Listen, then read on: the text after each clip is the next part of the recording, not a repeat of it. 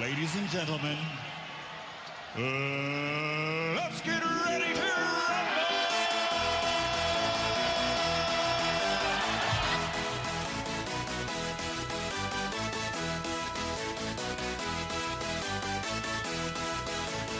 Y'all ready for this?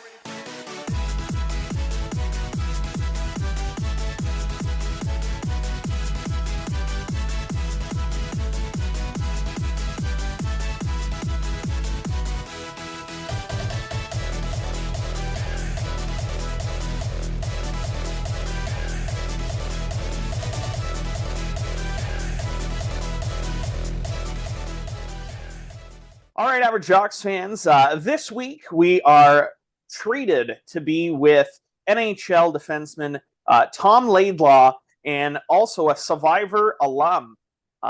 So let's get ready to know. I'm super excited. I know you're excited. You've been talking about this for a couple of weeks now. So Tom, welcome to the show. We're happy to have you. And I know I say this almost every week just because of how many great guests we have, but this is like a double whammy of starstruck for me. I've watched all 45 seasons.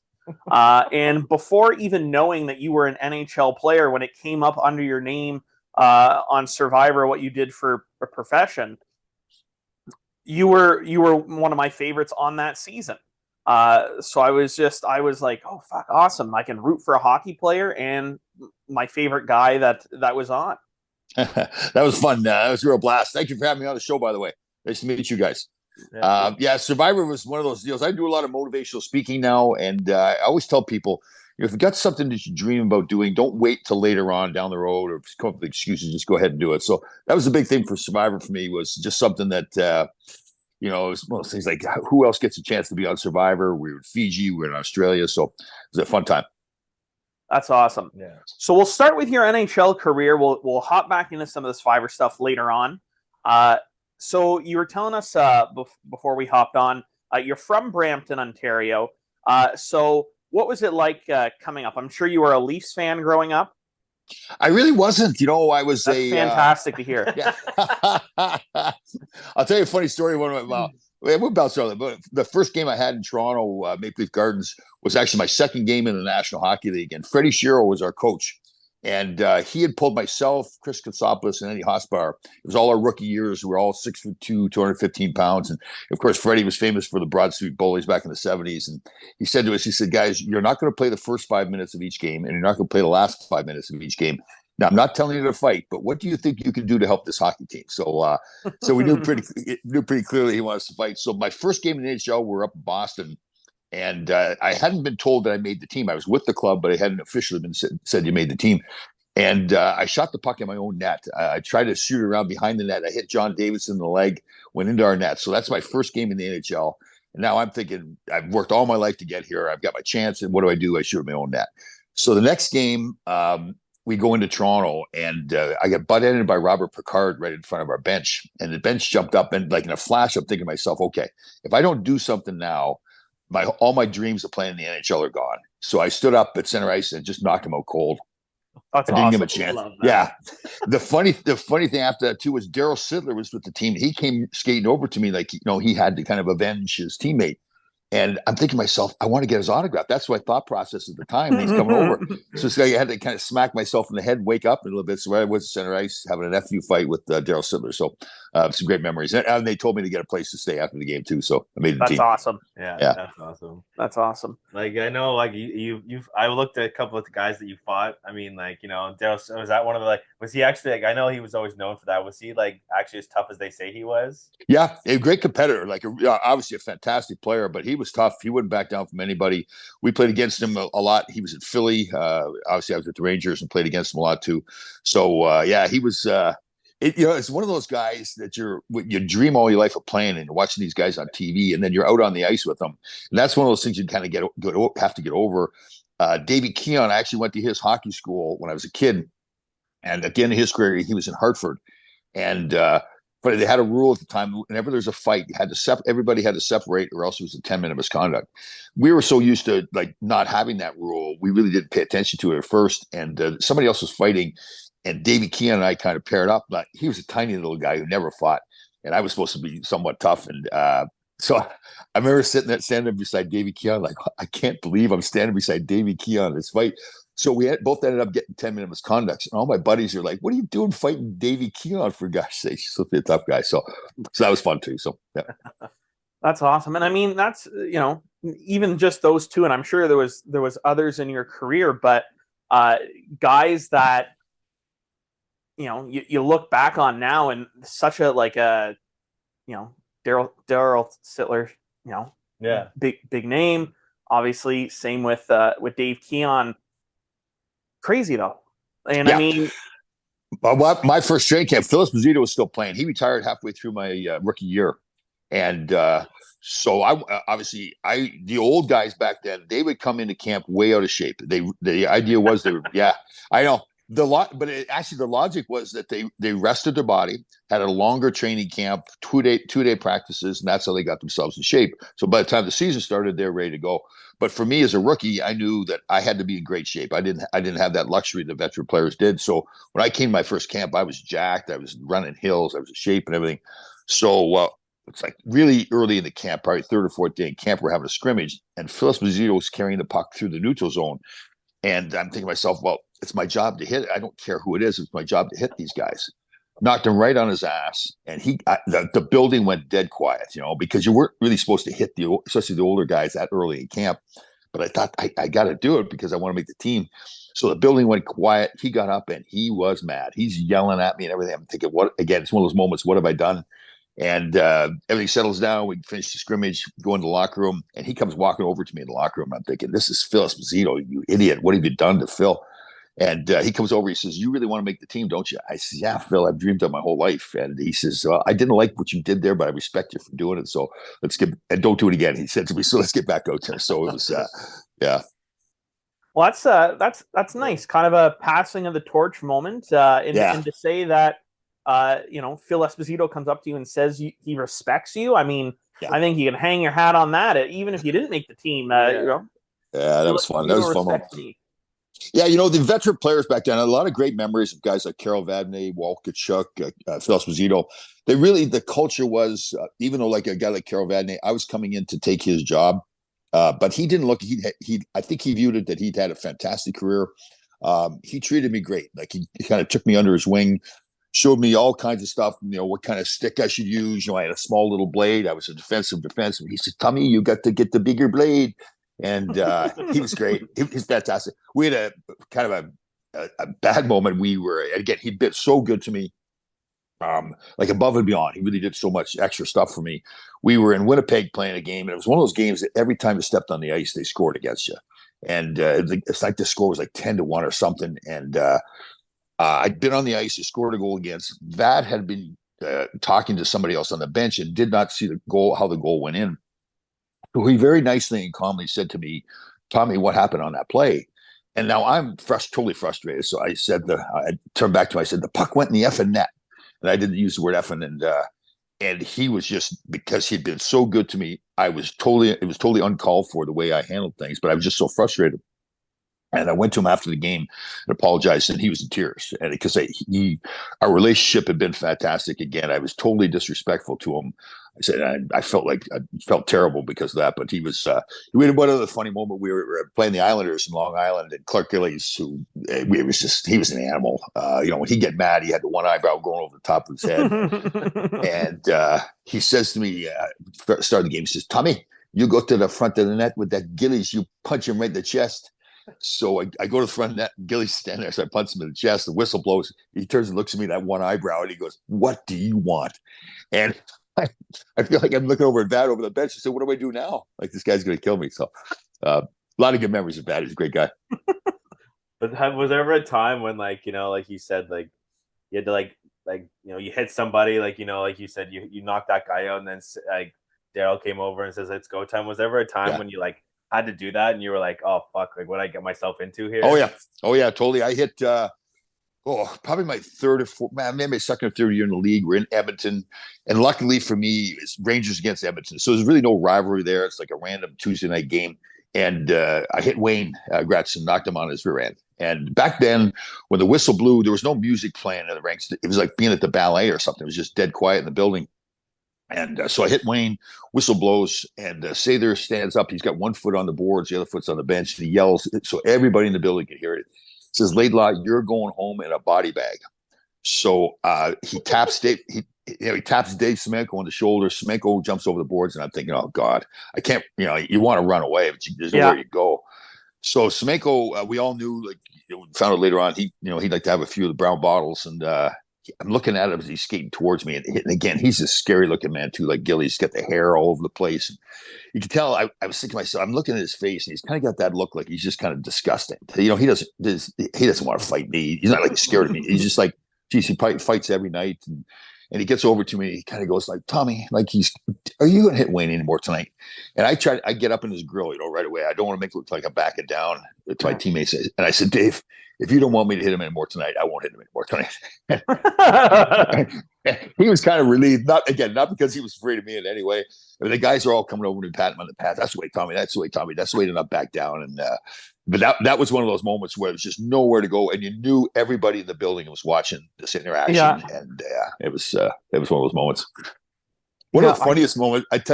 My favorite players all time was Larry Robinson. And again, it must have been the second or third year in the league, because I was an assistant captain at the time, and we're playing in the Montreal Forum. And Larry's like, you're on the ice with Larry again. He's one of those guys. It's like, he's a big man anyways. But I remember watching him play, play against the Philadelphia Flyers and knocking Gary Dornhofer on the boards and breaking the boards and all that stuff. And I just admired him so much. And there's something that happened. And so he was captain or assistant captain, and I was assistant captain. And we're both over there talking to the referee, trying to figure out what was going on. And all of a sudden, so I know Larry's beside me, but I don't want to turn and look at him. It's like I'm like a little kid, like there's Larry Robinson. And I hear this chirping, and it's not, there's only the three of us, and the referee's not talking to me. And Larry's talking to me. And I turn and look at him, and he goes, "What do you want, old man?" He called me old man. And I'm thinking, I had to catch my breath for a second. I said, "You're calling me old man?" And he turned away and he was laughing, skated away from me. So that was one of those moments too. It was like, holy smokes, like Larry Robinson's busting my chops here. It's pretty funny. Yeah, it's good. That's awesome. Yeah. So I forget what movie it is, but almost like the Semenko situation where they're talking tough, but like both of them are like, I don't want to fucking go. Yeah. So you're almost like, sorry, Mr. Semenko, this won't happen again. Yeah, totally. Yeah. You know what the funny thing is? So I do all these podcasts now, and we get a lot of former guys and fighters on, and guys, tough guys, fighters. And pretty much, I would bet you 95% of them did not like fighting. They fought because they had to. And I think to myself, I wish I knew that more back then.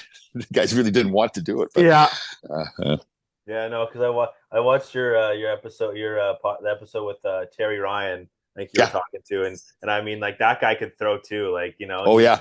And and he's, even you look at him now, you're just like, man, if I saw you in a back alley without that tooth, I mean, I'd be fucking scared for my life. I can tell you that. Totally, yeah. Yeah, it was funny. When I came in, I could fight. Actually, when I was in college, I went to Northern Michigan. And I mean this very seriously. I actually really thought I was the toughest guy on the planet. I really did. We had Muhammad Ali came up for an exhibition fight, and I was working. They had me working security. So he comes walking by me, and I'm thinking to myself, I'm suckering him. I'm taking him down. I really thought I was that type. And obviously I didn't. But it's interesting because then you get to the NHL, and like I said, there's Gillies and Nystrom and Ben Wilson and Paul Holmgren and all the guys up in Boston. There's always tough guys. And then, so I thought, God, like I could fight, but do I really want to do this every night? And that's what it turns out to be. Those guys are those heavyweight fighters. They have to do it every night. So I proved that I could fight. And then actually when Herb Brooks came in my second year, he didn't want me fighting that much. It's not that he didn't want me fighting at all, but he didn't want me going out and being one of those guys. So I kind of fell into that role where I was that guy that was tough enough to stick up for your teammates, but really was just out there playing the game. So yeah, that's the fighting is you talk to a lot of those guys the night before the game, they can't sleep, they know and it's not about fear as much. Like there's a lot. It's you, one man against one man. Like you're playing a team game, but in that situation, it's man on man. And it was fun. A lot of fun times. Yeah, there's not that much. Like there's not. I was cutting off circulation. I'm working with a handful of brain cells. I can't have them dying on me. I'm the same way. And nowadays it's not like that. Like, there's not those fighter guys. Like, like I think we've talked about this before. Like, there's a handful of guys that are like, like Ryan Reeves, Yeah. Nick Delorier, and like there's a handful of guys that you're like, hey, I'm probably gonna have to fight tonight. But like you said, like mixed like like you fought Marty McSorley. I mean, I don't know if that was something happened and you jumped in, or you knew that was gonna happen. I mean, like that doesn't happen anymore. Yeah, the game's really changed. Like the fighting was a strategy, the intimidation was a strategy, and that's just not the case now. And to me, the game is fantastic today. It's just a different game entirely. So for older guys like me that grew up in a different era, it sometimes get a little frustrated because you see things happen out there and you think you shouldn't be allowing that to happen. But it's, again, the game's changed in so many good ways too. So, well, like Marty's case, like Marty was a great example. I ended up playing with Marty in LA too, so we got to be teammates after. But like he was one of those guys, and I mean this with total respect. When he first started, he could not play. Like he was a terrible skater, but he knew, like, to his credit, with his heart, he said, if I'm going to make it to the NHL, I have to be fighting every night. So that was probably, oh man, I'm guessing 4 years into my career. And still I thought, I'm a pretty decent, tough guy, So I really didn't know who Marty was. I found out later on, but so he came in and there was a scrum going on. He came right to me, and we went at it. It was a pretty good scrap. I was happy. He got some on me. I got some on me. But the funny thing was, though, once I showed him that I would fight him, every game after that, he needed to fight somebody. He'd come to me no matter what was going on in the game. He's, Laidlaw, let's go. Laidlaw, let's go. And I said to him after a while, I said, I am not keeping you in the league. Get away from me. But he'd go find somebody else. But again, I really made this a compliment to him. I have total respect for him. By the time I was playing with him in LA, he had really become a complete player and really could power play, penalty kill, and regular shifts. But again, to his credit, he continued to be that tough guy too. He didn't change his game and say, I'll just be a player now. So again, he had a huge heart. And again, that really matters, because the progress he made as a player from when he first started to where he ultimately became was huge. So it was good. So of all the guys that you played against or that you did fight, who's one tough son of a bitch you would not want to go with? Regardless if he asked you or not, you're at center ice, you're saying no. Or is there nobody that you would say no to? Well, you really can't say no. Like a guy like myself could not say no. Like obviously Wayne Gretzky's going to say no. The skill players. But for me, I couldn't afford to say no. So I had to show people that, listen, I'm tough enough that if you want to fight me, I'll fight, and I could beat you. But I'm not that guy that goes out looking for it and starting it every night. But I tell you, some of the guys, I'm trying, like a guy like Bob Nystrom. I always respected him a ton because he would fight anybody and never quit. My rookie year, we were playing a rookie game the night before, so it's all the rookies. It's all the rookies, and they had a guy for the Islanders by the name of Hector Marini, and he was a decent, tough guy, and I knew he was a tough guy. And I think it may have been my first or second game getting going, and I had that reputation. I broke a stick over my head in college and stuff. Like I had that reputation of being a nutcase. And so I figured, okay, we went at it, and I beat him pretty good. And he was, to his credit, he was a tough guy too. And so right away after that, I wasn't planning on playing. They weren't planning on playing me the next game of NHL players against the Islanders, but they threw me in the lineup now because they saw that fight, and now they wanted to see how I was going to go. And right away, Nystrom came over to me and bumped me. Nothing major, just like kind of like, okay, checking me out a little bit and checking the tires. And I remember thinking to myself at the time, like, okay, I want to fight him, but think, oh God, if I don't fight him now, I'm going to have to fight this guy every game we play him. So I don't know if I consciously made the decision. I said, okay, I'm going to play hard against him. But if he wants to fight, obviously I'll fight, but I'm not going to go looking for it. And I think that's what he wanted to know. Okay, how are we going to do this? Probably his coaches said Laidlaw's pretty good. Looks like he's going to make the team. So you guys are going to be playing against each other all the time. And that's what happened with the coaches. They would always put me against Nystrom and Nystrom against me, just more because of the physical players. And I remember thinking to myself, yeah, but we played in a playoff game one time, and I'd had a pretty strong game and was banging a few guys. He, right late in the game, like last shift, came in and gave me a forearm shiver right in the jaw, knocked me out. Actually, I wasn't out cold, but I didn't know where it was. But I finished the game, came into the locker room, and just passed out in the locker room. I spent the night in the hospital. And I said to somebody at another interview how much I respected Bob Nystrom, and I told the story about him knocking me out. They said, hold on a second. So you respect this guy, and he knocked you out cold? And I didn't really dawn on me how that sounded until I said it, and then he asked me a question. And it's just the way it went. I think because we played so hard against each other. John Tonelli's another guy John and I played against each other a lot. We ended up being teammates out in LA, and best of friends now. I love the guy, total respect for him. I think it's that thing that you just wanted to kill each other. Like the Islanders, as much as they beat us, like we had Clark Gillies on our show of podcast one time, and he told us that in '84, Kenny Morrow scored a winning goal in overtime in Game 5 to that was a deciding game to eliminate us and let them go on to what would be their 5th time going to the finals. Ultimately, they lost to the Oilers. And Gillies told us, he said, we all thought that if you guys beat us, that we could have won the Stanley Cup that year. So there's that, it was a rivalries. We had rivalries against Flyers and the Islanders, but we much more respected the Islanders than we did the Flyers. The Flyers would do stuff that was just, it made no sense whatever. That's a lot of the reason why we beat them a lot of time in the playoffs. But the Islanders were those, you could play any way you wanted to play. You want to rough it up, we'll do that. If you want to just run and gun, we'll do that. So a ton of respect for those guys. I know you said, you were coached under Herb Brooks. And obviously Herb Brooks, well-known coach, especially after the Miracle. And his famous speech that he gave to the team while they were playing the Soviet Union. Was there any speeches like that he gave you guys in the locker room? I don't think it would be that like one motivational speech.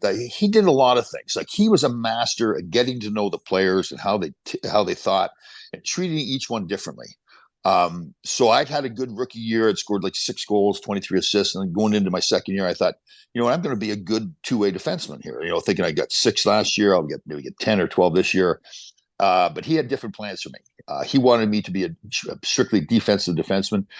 So we, at the end of training camp, my second year, his first year, we're at our practice facility the day before our first game, and he had a meeting at center ice, and he was saying, Barry Beck, you're the captain, you're a leader. Rod Gresher, you run the power play. Steve Vickers, this is your role. On and on to everybody. He got to me at the end, and he said right in front of everybody. And again, I thought I really had that good rookie year. He says, Laidlaw, if you get the puck, give it to somebody else. You're not supposed to have it. And yeah, exactly right. So the guys are dying laughing, and I'm thinking, you jerk. Like I felt good about my game. I came to find out later on that he really liked me, and he thought I was tough enough mentally to handle that kind of stuff. But he was also sending a message to me that he wanted me to play a certain way. What he was really good about was after that, he would then follow up with that. If I was going to go out and do what he wanted me to do, he would then, like last 30 seconds of a game before killing a penalty, he would always come down to me and put me on the ice. So it was a two-way street. I gave him what he wanted. He gave me the ability to be play a big role on the team. And he was funny. He'd come down, and again, I didn't understand why he was doing this. And I get it. I do a lot of mental health studying now and everything. And he would come down and kick me in the rear end, like literally kick me. And he'd go, Laidlaw, get the F out there. And it would just jack me up so much. I would fly. I didn't matter how tired I was or whatever. So what he was doing, he was sending a message to me that I don't care if you're tired. I don't care if you're hurt. You are the one. I want you on the ice. And that to me was like the ultimate compliment, right? For a guy like me, it was like, it didn't matter. Like, give me a piece of wood, slap some tape on it, and let's go play. And so he was good. He played a big role in my career. He played a big role in my life too. Like he had a saying in practice, like if we weren't passing the puck well enough, he would stop practice and he would just get intense. Like he'd go, passes come from the heart. And he'd really he'd just wire a pass on somebody's tape. And it really wasn't like, this is one of the great things about him. Yes, it was about hockey, but it was also about life. That if you're going to do something, put your heart into it. Mm-hmm. So he was like I said, really into understanding and really going into everybody's background and talking to their coaches and understanding who they were as people and what made them tick. So he was great. He was a fantastic coach, maybe a little bit ahead of his time. And he was also, as he was in the movie where he had the training camp at the start of the movie and he picked the team without consulting with anybody else. Yeah. That was after the first day. Yeah. Yeah. And that was her. That was the way he was. And that's why he had, so they depicted him very well. That was my next question. Absolutely, 100%. The way he skated, the way he spoke, it was great. It really made, when I watched it probably like everybody 20, 25 times, and it really amazed me. Yeah, he was, and that really got him in trouble. So at MSG, at Madison Square Garden, it's a really corporate environment, and there's bosses, and you do what you're told. Herb just couldn't survive. And that's one of the big reasons he got fired, because he just couldn't survive in that environment for very long. So, yeah, great man. I've kept in touch with his family. Actually, it was interesting. His son, Danny, I was his favorite player too. So I've kept in touch with Danny. And there you go. Yeah, yeah. The kid needed some mentoring, obviously, taking me. I love it. So you're pretty much the player that, like you said, like after when you turned into the one-way defenseman, it was like you said you didn't go to fight, but it was like if I'm on the ice, your picture was if I'm on the ice, don't fuck around, or I'm going to do something, and that right. I love that. That's yeah. And you know what it was? It was to hammer every guy. Like I had to be consistent. Grew up on a dairy farm in Canada. And I didn't realize how much. Oh yeah. Yeah, my dad's a dairy farmer right now. Yeah. Oh, yeah. I'll tell you, it was one of those things that when you're a kid growing up on the farm, you don't want to be on the farm, right? But then you look back later on and all the lessons you've learned from it. Oh, yeah. So it was, every day, as you know, having a dairy farm, it's showing up every day, 7 days a week. Those cows have to get milked every day.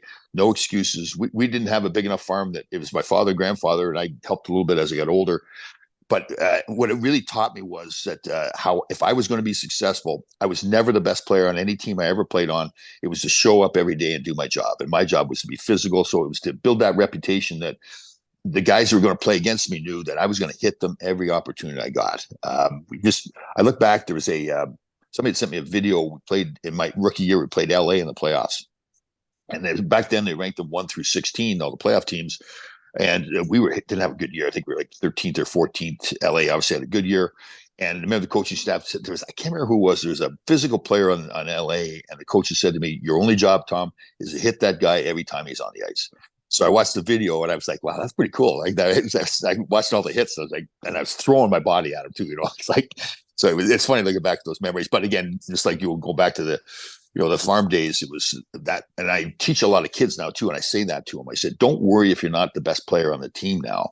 Just show up every day and do your job. So now that next coach at that next level, he's going to see, okay, I don't expect Laidlaw to be the number 1 defenseman. He's going to be my number 3 defenseman, but I know what I'm going to get from him almost every day. Uh-huh. So that's all penciled. And that's really the success I had. Same thing when I got in the agent business after playing, where it was like my clients knew that I'd always be there for them.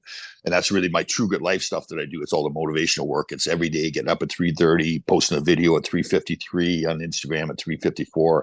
Some people like, okay, so somebody say like, you do that every day? I said, yeah, that's the way I realized that's the way I've really lived my life. I really didn't have to change a lot. And that's all the reason I have success. And I think that's important for people to learn that if you want to be successful at something, it's that constant discipline about having your process. It doesn't have to be my process. It's your process. And you do that all the time and you'll be successful in things. Your process is inspirational though. Like I wake up, 5 a.m. to go to the gym, and first thing I do is I wake up, just check notifications or whatever, and it's always a Tom Laidlaw video, first thing I see on Instagram, and you're just lifting some heavy circles, and I'm just like, son of a bitch. Yeah. You know what it is too? We last year in the playoffs, the Rangers were playing in Raleigh against the Hurricanes. Yeah. And the Rangers do a lot of good things. So it took about 80 fans on a private plane down to Raleigh, watch the game, and then fly back after. So myself and Ron Gresser kind of went along as the entertainment. And so we didn't get home until about 2 o'clock in the morning. And they all knew that I got up at 3:30. And they're going, "You're not getting up at 3:30 now, are you?" I said, "Oh, yeah, definitely." And what's happened with me now is I've learned to so if I know I'm in a situation like that and I'm going to be tired, I super motivate myself. I'm super disciplined. I'm super focused. So that ended up being my workout. Get up at 3:30. My workout at 4:30 after getting home at 2 o'clock was one of the best workouts I ever had because I focused so hard. I made myself do it. And again, that's what I really. A lot of people, especially young people now, will say, "I can't do this. It's going to be hard to do." Well, yeah, it's going to be hard to do. There's no question. And maybe you're not as motivated some days, but you can always have discipline. You can always do what you're supposed to do. And you can build on that too. You can make yourself more disciplined all the time. You got that like power lifter, bodybuilder mentality where it's like, I don't want to do it, but I'm gonna do it. And I love that. Yeah, that's awesome. Yeah. And again, that's the thing. Like some people, like I watched David Coggins. You guys know who he is, a former Navy SEAL. Yeah, David Coggins. Yeah. And I saw an interview, I think he was doing with Joe Rogan, and he was laughing. He's saying, like, people think I'm this superhuman human being that I just get out of bed and I fly around with a cape or something like that. He's pretty funny when he's saying it. He says, but there's some days I sit there and I look at my running shoes and I need to go running. I'll sit there for 30 minutes looking at my running shoes and just like saying, I don't want to do it. I don't want to do it, but I have to do it. That's my discipline. So yeah, it's people. That's a big thing. People say, well, how do you always stay motivated? Well, you don't. It's that discipline to do what you need to do. Listen, I love going out. I love going out and having a few cocktails too. You know, I like my tequila and grapefruit juice, and people think, well, you can't, drink this. Yeah, but if I've had a few cocktails at night, and I've got to get up at 3:30 no matter what. You just don't break that no matter what happens. Like that's a vow to yourself. There's no negotiation. There's no you don't do random things. You say, I'm getting up at 3:30. You get up at 3:30 no matter what. Do you need an alarm clock to get up at 3:30, or is it Yeah, it's a great question. I have my iPhone and I have an alarm on it, and usually I'm up before the alarm. Now it's gotten to the point. My son got me going. My youngest son, he's almost turned 30, and he said to me years ago, I said, Dad, you really should brand yourself more. And I think branding, like, what am I going to get a wrought iron or something like that, heat it up and stab myself with that? That's what I thought branding was. And he said, Dad, you get on Facebook and Instagram. So I said, all right, I'll give it a try. And so that really got me going to do things. So now that's probably like 6 years ago. So now at 3:30, by 3:30, like I am fired up at 3:30. It's like now, like people say, well, what do you do for fun in your life? I said, well, I get up. I love my life. I've learned to make myself I make myself a better person. I make my life better. And what's happened then is some of the negative people in my world will kind of drift away. It's not like I'm mad at them or whatever, but they're just not part of what I'm doing. And then you meet more positive people. And the more that happens, you meet more positive people. You have more great opportunities, like going on Survivor. I get asked by the people at the State Department here in the U.S. to be an ambassador of sport, to go into countries and maybe show the people there, particularly the kids, that not all Americans are bad people. Yeah, I know, through ball hockey. So it's when that kind of stuff happens, it's like, man, this is pretty cool. The life I'm leading. Yeah, so it's cool. So random question. You have your alarm set. I know I have an iPhone. What is your chosen tone to wake you up? Like what noise did you choose? Yeah, it's a great question. You know what I did? I don't think I actually selected whatever was the default one was. Yeah. That's cool though. Maybe I might change that and do something more like pumped up. I've really learned too. So I'm constantly trying to evolve. There's a former player, you may know him, Jim Thompson. You guys heard of Jim Thompson? I have not, no. Yeah, I played with him out in LA. A really great guy. I was just leaving the game and he was just getting started. So we kind of stayed in touch. And he's gone through a lot of problems with drugs and alcohol, really cleaned up his life, has got a fantastic family now, clean and sober. He runs a hockey camp somewhere around Toronto. So we did a podcast together, and he was telling me how he grew up in like a really rough environment outside of Edmonton in a trailer park. And the trailer park number, his trailer number was 353. So I was getting out and doing my most motivating video early in the morning at random times, like 350, 355. He said, Tom, it would really mean a lot to me if you would do it every day at 353. So I started doing it for him at 353.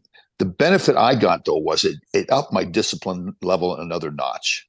So that video goes out. So by the time I get it over to Facebook, it's 354, but it has to be consistent like that at 353 and 354. So another thing that I've learned is that if you're doing things for other people all the time, you end up getting things back in return that you may not understand. So in that case, again, my life is so much about discipline and teaching other people to have discipline. And here I was doing something for somebody else that actually helped me some more. So that was a great lesson for me. I think I already knew it, but kind of just reinforced that idea that, there's a Shawnee warrior chief called Tecumseh back in the 1800s. And it was this, heroic warrior, but he wrote this fantastic poem about how to live your life, and part of it is to help other people in the world. And so I've been fortunate. Again, like the more I do stuff, the more I meet great people, the more stuff I learn. We do an event at Lower Manhattan. They swim from Statue of Liberty. Back up, these Navy SEALs, about 200 Navy SEALs, to raise money for other veterans. They do a swim across the Hudson, and they swim from Statue of Liberty over to Lower Manhattan. They stop at two barges. They do 22 pull-ups and 100 push-ups on each barge. 22 pull-ups are to signify the average number of suicides every day amongst veterans. So we help out. I really don't do much. It's more hanging out with the guys and doing stuff they need. but I get to hang out with these guys, and they're tremendous people. You think, these warriors, but they're really intelligent, thoughtful men. Like when you engage in a conversation with them, they're fully invested. Like if they ask you a question, it isn't just a random question. They want to know the answer. And I really learned a lot from them about the way they lead their lives, about how they're always trying to get better. That when they train, if they're going out on a 6-month deployment, they train for 18 months, and they train to the point where they fail because they want to know where that failure is. So when they get out there in their mission, okay, now this is where we failed before, so now we need to adapt out here.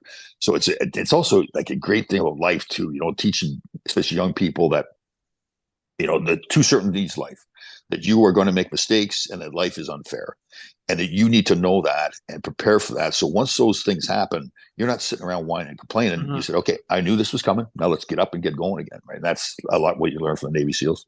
I just want to show Adam here because your videos motivate me. I started at the gym about 2 months ago. I'm down 70 pounds in Nice. those 2 months. Thank you. Cool.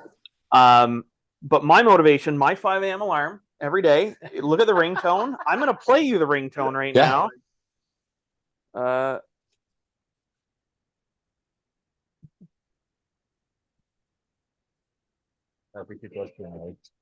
Can you hear that? No, I couldn't hear it. So it's the Survivor theme song. Yeah. Oh, cool. Nice. So that's my 5 a.m. alarm every morning. Nice. Is I wake up to the Survivor theme song. Right. Yeah. That was a blast. I'll tell you, that whole process. They first came to me. I guess Jerry Bruckheimer, the producer, owns a piece of Amazing Race, Big Brother, and Survivor. Yeah. So he came to the NHL. He's a huge hockey fan. I think he owns a piece of the Kraken.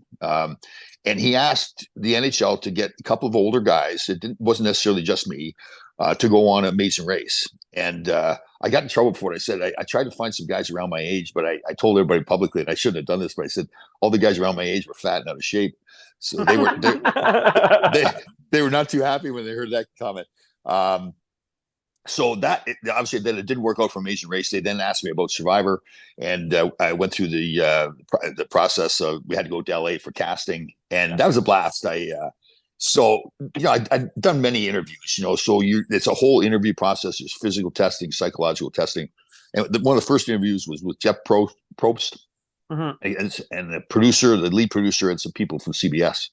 And I walked in there cocky too. Like, Probst is sitting on the couch. He's a tiny little guy. So I walk in, I got the black t-shirt on, I'm jacked up and everything. I just get right up in front of him and say, "Hey, Proby, you're mine from now on. You're mine." And he's dying laughing because most of these people are young kids and they're kind of nervous coming to the meeting. Yeah. So we laughed and joked around. They said, "Do you have all your teeth?" And I said, "Yeah, I paid for them, so they're mine." And talked about how I broke some of my teeth. I opened some beer bottles with my teeth back when I was really intelligent, my teenage years. Yeah. So they're dying laughing, because most people come in there are a little bit more timid and everything. So he turns to this two women from CBS that were in the meeting right in front of me, and he says, "So you guys like him?" And one woman goes, "Yeah, I like him. He's confident but not cocky." And the other woman goes, "Are you kidding me? He's totally cocky." And you're kind of going for that, right? Because you want that personality going. So it was a blast. So I've broken both my wrists, so my wrists don't bend back. So when I do push-ups on my knuckles, and I'm not trying to be a tough guy. It just doesn't work anyway. So they had us doing some testing where you do, I can't remember what it's called. You've got your butt up in the air, your hands are down, and your legs are down, and you're doing some crawl, and the bear crawl or something it's called. So we're on the cement floor, and I'm doing it on my knuckles, and these young kids are looking at me and they're scared. They're like, "This guy, there's something wrong with this guy." A fucking ape just on his knuckles. Yeah. So we got done, and they very calmly go, they didn't want to stir the pot. Like they're afraid that I was going to get mad or something. They go, "We've never seen anybody do that before." So I was like, "I'm not trying. I don't have a choice." So that was a blast. It was good. So then they don't tell you you're on Survivor yet. They tell you they're going to call you in a couple of weeks. But they do a few things like that. They don't want you to exactly know what's going on. Obviously, if you've been on the show before, you know what's going on. So in my case, they didn't call me a couple of weeks. So I thought I wasn't on the show. And then probably about 2 months after that, they called. I think part of it is they don't want you to know for too long, because they run the risk that you then tell people that you're on the show. And prepare and kind of get a game plan going. Yeah, totally. They want you scrambling. Yeah, they really do. And that's the same way once you're out there too. Like there's some of the challenges. There's one where there's a ladder that was tied to the ocean floor. Yeah. And they told us it was like 4 feet under the water, like 4 feet of water. Ended up being like 20 feet of water. So it was Yeah, so they do a lot of things like that to not let you get too prepared. But it was a blast. It was one of the funniest things out there is that you don't think about. The show is for real. There's no toilets, no toilet paper. There's no beds, there's no food. What you see there is for real. But you don't think through the process. Like you got to go to the bathroom, and you think, well, how am I going to? Like you get out there and you think, what am I going to do? The leaves are all bugs on them. There's nothing to wipe yourself with. Yeah. So they teach you to do an aqua bomb. You go out in the ocean. And it's the funniest thing because so you do your business and now all your feces is floating on the top of the water and you're trying to get out of the water. It's the ocean. The waves are crashing in and your own poop is chasing you around. Yeah. I wish they had videoed it because I was doing it myself. I was dying laughing. Like if somebody had seen me doing it, they would have been cracking up. It was funny. Yeah. So how strange is it to have, I mean, you were probably used to, being around cameras and that, doing interviews in the NHL and that kind of thing. And like, how weird is it? You guys are a secluded island, no food, no conventional toilet, like you're boiling water, no beds. Yep. But then you have this camera crew around you 24/7. Like, they're going back to camp when you're done. Like, is it weird to almost not break that? Yeah. What do they call it? Is it the third wall? Yeah. Like, how strange is that? Yeah, after a while, it doesn't seem strange at all. Yeah, and for me, as a matter of fact, I don't think it ever seemed strange. I think you knew going out there that was going to be the case. But it is, I'll tell you, there's some times where, they're going back to camp and they're partying back there too. They've got, young girls there. We went back there at the end of when we got voted off, or we were going off the show because we didn't make the jury. We had a little get together with producers, so we went back to main camp and they were partying, the music's going and everything, and they were having a good time. So yeah, then you're stuck out there sleeping in the dirt, the bamboo. Yeah, but you know what though? I think you're so into the game, like the strategy, because you're always strategizing. Eat like 24 hours a day because people are getting up in the middle of the night. They may be going to the bathroom or are they going to go strategize? You're sleeping beside people. You try to sleep beside the same person all the time. It seemed like so now you get to be friends with that person in the middle of the night. You're kind of whispering strategy.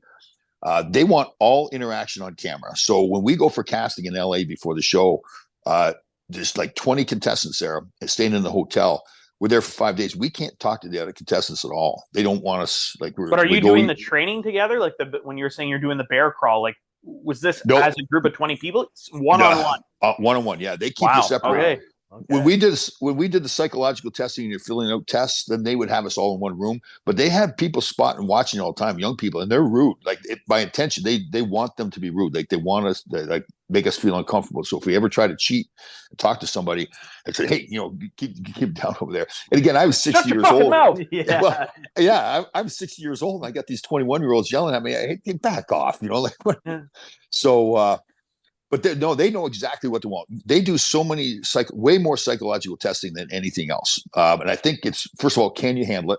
Mm-hmm. Yeah. And it's also, they know now after doing it for, in my case, we're season 39, so 20 years of doing it, exactly what they want. Like they know all. So Probst, and this, I really love this that they saw it. I mean, kind of a compliment. So Probst got interviewed by Canada, ET Canada. Mm-hmm. And so I was obviously the first Canadian on the show. And so they asked about that, and Probst said, so he knew my psychological profile from all the testing I did because we really didn't know each other at all. It's not like, I'd spoken to him, but it's not like we spent enough time together. He would know me. And what he said was that I respected everybody, women, children, people, and like he got that from the testing. So for me, like doing the stuff I'm doing, that meant a lot to me. That's how it came out. And so yeah, they really do get to know you. So like, what kind of tests are they running to like test your psychological? Like what kind of questions are they asking? Yeah. So there's all these tests now, like a lot of employers, when they hire somebody, there's these tests, these standardized tests that they do to really test their character. And they design the questions in a way that you can't figure out what the answer should be. It's like, it's really random stuff. Like, if you're driving to the grocery store, you see an old lady on the side of the street, do you stop and help her, or do you drive right by? Stuff like that. But then the follow-up question also pertains to that question. So you really can't figure out how to answer the question properly. And when you're doing it, you realize that. So you answer the question honestly because you don't know how the results should look. Mm-hmm. And again, lots of testing. And even after I got back, because I'd had so many concussions, they wanted to retest me again at a local doctor here where I live. So that was the big thing. The physical testing that was there, but there's lots of players that go out there that are just not physical at all. Yeah. But we're gonna change that. You've lost 70 pounds already. Yeah, that's excellent. Congratulations. That's serious. Thank you. That's a really good discipline. So you've shown you've got that. You can keep going and get better. If you want my help, you can contact me and we'll help in that. There you go. I appreciate that. That gives me even more motivation. Maybe 4:45 now. Yeah, there you go. There you go. You know what? It's the thing I'll say to you over and over. We want progress, not perfection. You're not going to be perfect. You'll have bad days and good days.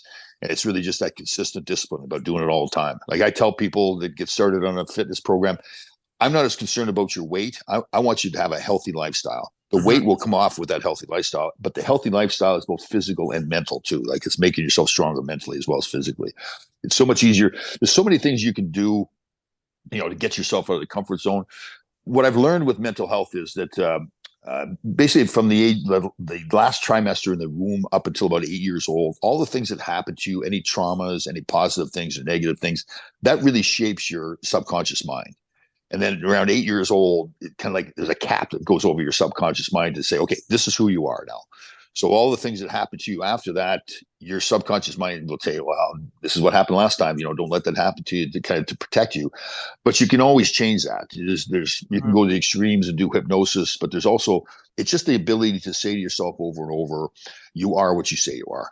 So if you want to, when if you say to yourself, I can't, this is hard, I'm not worth it, I'm no good, all those negative things, that's what your body is hearing. So that's how it reacts. You tell yourself you're good, you will be good. I say people get in front of the mirror and stand there and tell yourself you're a fantastic human being. Don't be afraid to do that. So I've really become a big believer more and more in how important the mind is and how important the mind is to your body as well. I get people when they start a program, I'll say, listen, I know it's going to sound kind of weird. I want you to get in your underwear, go stand in a room by yourself in front of the mirror, take a picture of yourself, and then put that picture away and don't look at it for 3 months, because we don't look at day-to-day progress. It's a long-term process about getting better and better. And then when they go back to look at that picture after 3 months, they go, wow, that's pretty good. And again, that's why I think it's important when I go in the mirror, in the gym, they've got all the mirrors. Before I was like, why the heck do they have so many mirrors in the gym? But I think it's important to really look, you're in the gym, you're there to make yourself better physically and mentally. So look in the mirror, check yourself out and go, hey, there's progress, but don't look too long. You've got more work to do, right? So get back at it. So. No, that's 100% true. And I know that was big for me, was fixing the mental before I was able to work on the physical. Yes, absolutely. Like for me, and again, I teach this stuff to people and I help my coach and everything. But I've been divorced twice, in and out of relationships all the time. And it's kind of become a joke that every woman I meet has something wrong with her. She's a nutcase. And I've got a really good friend of mine that helps me with my Full Change podcast. And we sit around and talk about things and tell old stories. And he's just a, good family man and everything. And one day he looks at me and goes, let's get this straight. So every woman you meet's nutty. You've got 2 divorces. What do you think the common denominator in all those relationships is? So I'm looking at this and I'm thinking about, what are you talking about? And he goes, the common denominator, Tom. What is that? And it was me. I had to, it's just like you. I had to realize, and again, David Coggins, I saw him doing a video recently, another one. It was fantastic. He said, listen, you need to make yourself vulnerable.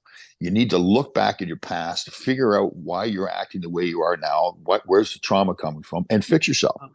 But at first, you need to make yourself vulnerable. You need to admit that you are not perfect. And especially as a man, like we're trained to never feel, seem like you're weak or whatever. Yeah. But I met this fantastic woman here recently. And I was like, I really liked her and everything. We were talking on the phone. And all of a sudden I started talking about like this, so I have like abandonment issues from my past. And I'm starting to tell her this stuff. And I'm thinking, oh, what am I doing? It was coming out of my mouth. And I'd never done it before. But I felt so vulnerable and weak. But she was fantastic. Obviously, for some reason, I picked the right woman to do it with. So she accepted it and was totally positive. Like in fact, she said, like, Tom, that was fantastic. Like that was so refreshing to have somebody talk like that. So it's important to do. You're so right. If you're going to get yourself right physically, you've got to get your mind right too. It's good. Good job, buddy. Seriously, you should be very proud of yourself for what you're doing. I am, and that was I was always in my head the type cast of like the Jonah Hill, where it's kind of like the big funny guy. Yeah, the big funny guy, and that was my entire life. Where it's just, I'll be the butt end of the joke. It's easy to play that, Right. to play that role, and it took very little effort on my part. But I needed to see myself as more and respect myself more before I made the change that I wanted to see. That's excellent. When I first got done playing, I got in the Asian business right away, representing the players, and things went well. I just got done playing, knew lots of people in the game, so I was getting all these clients. And these young kids after a game would be calling me like at 11 o'clock at night or 12 o'clock at night. And I was still in the old hockey player mode where I was, when I played, it was drinking beer every day. Mhm. So, I kept in the same mode. These kids were calling at night and I'm having like 6, 8, 10 beers. And now I wake up in the morning, I'm thinking, okay, was I slurring my words? Do I remember everything the player said? And it really scared me. And I thought, because again, when you're in the hockey world, you're in the middle of it, everybody's doing it. So you don't think anything of it. That's just the way that back then in the 80s, that's the way it was. So I figured, okay, I'm going to, slow down. I'm going to drink every night. And then all of a sudden I got to the point where I said, I didn't drink for 5 years. And it's funny looking back at it now where you were saying how everybody, looked at you a certain way. I had got in that groove where I was the guy that everybody wanted to have a beer with. Now I was stopping to drink. And my biggest concern, and it's funny looking back at it now, was what are people going to think of me because I'm not drinking anymore? And it actually concerned me. And I think back now, like, why was I thinking that way? Because first of all, nobody cared. They were having their beers. They could care less what I was having mine. And why do I care? Why do they care what everybody else thought? I was doing something that's right for me. You're doing something that's right for you. And it's got to be your thing. And it's got to be my thing. It can't be everybody else's thing. It's what they think is irrelevant. So. No, 100%. And it's refreshing to hear, even though, I look at you and I'll look at the videos, like I said, first thing in the morning and you're crushing these weights. And this video was posted, 2 hours ago. Yeah. But it's nice to know that you have also went through that where you were, I don't want to say reinvent because I wouldn't say it's that dramatic, but you wanted to be an elevated version of yourself. And you wanted to kind of write that path that you were going down a little bit. So totally. It's nice to know, regardless of the different walks of life we had, that we're all on the same journey. And it's all the same process. Totally. And we're all flawed, right? We all make mistakes. And that, you're right. That was a big thing for me to learn. So again, I was teaching these people about mental health. This is what you should do. This is what you should do. And then when I finally looked in the mirror, I said, okay, Tom, you're telling everybody else what you should do. You need to do it. And then, like you said, I found that I was setting a better example because here people view me a certain way, right? Up at 3:30, pounding the weights, consistent discipline, never quitting, all that stuff. But I showed them that, listen, I have my issues as well. I have my flaws myself, and I need to fix things. I need to work on it. And you have to continue to work on it too. And you know what? I think we'll always find more things inside of ourselves that we can fix along the way. We'll never be perfect, and we don't want to be perfect, right? We want to get better all the time. So, no, and it's like I said, it's to me motivation. Just hearing you talk like that, where I'm just like, for everybody, they kind of set a different goal. And let's say I was like, you know what, I want to look like Tom, or I want to be like Tom. There's somebody that you're probably like, you know what, I want to be like this person. I want to get to that level. I want to do this. But that's a great point. It's good to have that target. But I think it's also important to say, like, okay, so I love Joe Rogan, watching him do his podcast. But I'm not going to be Joe Rogan. I'm going to be Tom Laidlaw. So the only thing I'd add to your statement there is, like, be you, but be a better version of you every day. And that's really, to me, what your target should be. I know when I first started doing all the motivational stuff, I was working with a Navy SEAL doing a podcast, and we were going to do a ruck. If you know what a ruck is, it's basically a backpack. And then you put weight, depending on your athletic ability, you put a certain amount of weight in. If you're really in good shape, you put more weight in. And you go on a hike or a march or whatever. And we thought, okay, I've got this Navy SEAL, I've got a trainer of mine, this really top-notch trainer, and myself. Well, nobody was signing up for it. So I contacted some of the people. I said, well, why did you sign up? He said, Tom, I can't go. I'm totally intimidated. It's a Navy SEAL, it's you, and it's a trainer. And I realized, my message had to be more, don't be like anybody else, be like you. Right? So we kind of had to soften the stance a little bit to say, listen, just go to your level. And that's that just get better every day. So I think it's right. Like, I watch guys like David Coggins, I watch Jocko Willink, and I total respect for them. What they've done in their life and what they're doing now and motivating other people. But they're harder than me. Like they more focus on a different group of people. I think that they're like, get the F up. Well, okay, well, yeah, I know I need to get up, but you show me how to get up, right? Mhm. And again, I hope I say that the right way because I have utmost respect for them. They're fantastic. It's just that I think their target audience is a little bit different than mine. So I think they're so intense, those two guys. Like I know Yeah. like David Goggins is a retired Navy SEAL, I'm pretty sure, if I remember correctly. Yep. And he used to be a fat guy. Yep. And he lost a bunch of weight. Like he tells the story on Joe Rogan. The first time he ran like a so-called marathon, it was in like an Olympic circle where you just go around as much as you can until you can't. And he like lasted like 30 minutes and like passed out, and Right. and then he's like, at that point I realized how weak of a man I was, and I'd have to, Yeah. And that's a great example too. I did a podcast with this Navy SEAL. His name's Tom Shea. And I think he was awarded the Silver Star. I'm pretty sure that's what he awarded. He does a lot of podcasts, get a book out and everything. And he talked about how he'd gone over to Afghanistan with like a team of SEALs, and their mission was to kill as many of the enemy as possible. And they got in this big firefight, and he was leading into this question. He knew what he was doing. He was good. He got in this big firefight. They ran out of ammunition, and they had to drop in like one of those danger close bombs that could land on them potentially, but they had to do it to take out the enemy. So it didn't land on them, but it was close enough that it blasted them back into this building. And he's laying there and thinking, like, do I just lay here and die, or what do I do? So he got up and he started to fight. So I asked him the question. And again, this is where he led me right to the question. He was good. I said, so like, what happened? Like, did some music go off in your head, like some motivational music or whatever to get you going? He goes, no, Tom, no. He jumped right on it. It was great the way he said it. He says, all I needed to do, there's hundreds of them, but I needed to concentrate on the one that was 3 meters in front of me. Once I took him out, then I took the next one that was 3 meters in front of me.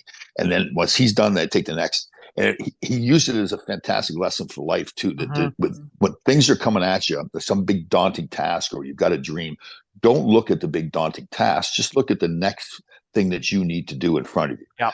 And it's the same thing in life too. It's like, it's something, if you want a job or some young person wants to play in the National Hockey League, great. Have the dream, put it off to the side there. Okay, let's get to work now.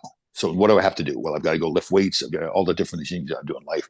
One of the big lessons I've learned too, like from hockey, I'm sure you guys know, they call it closing the gap, right? So I'm a defenseman, offensive guy's coming at me. The more room I give him, more opportunity he's got to do things.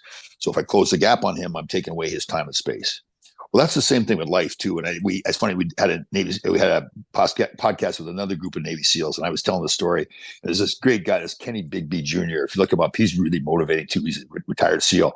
And I said, well, it's the same thing in life. If you've got bad things that are out there, close the gap on it. Don't let the bad things dictate the pace or the terms of the confrontation. You go dictate the terms of the confrontation. You close the gap there and you make it happen. And I said that, he goes, "Oh, Tom," like he's all fired up. He said, "That was unbelievable. Can I use that one?" I go, "Yeah, you can use that one." So he's used that. So it's, you just, it sounds like you guys are doing it too. You just learn so many things about life that some people just get stuck in that rut saying, okay, this is who I am. I can't do this. I can't do that. Instead of saying, I can do anything. I can do anything because I'm going to have the right mindset. I'm going to tell myself I can. And I'm going to go out and do the work to do it. And again, don't look at that big picture, try to get it all done in one day. You get one step at a time. Write yourself a list. What are the things I need to do to get to my final goal? And really, it sounds kind of corny, but you really can do anything you want to do. If you really want to do it bad enough, if you want to be disciplined enough and focused enough, then you can do it. And a lot of things too, it's like people, they get knocked back a little bit and then they give up on their journey. It's like, you got to eat, you got to eat some to move up, Like, totally. I've noticed that a lot. Like I've had a lot of ups and downs in my life, but going up. So good. Excellent.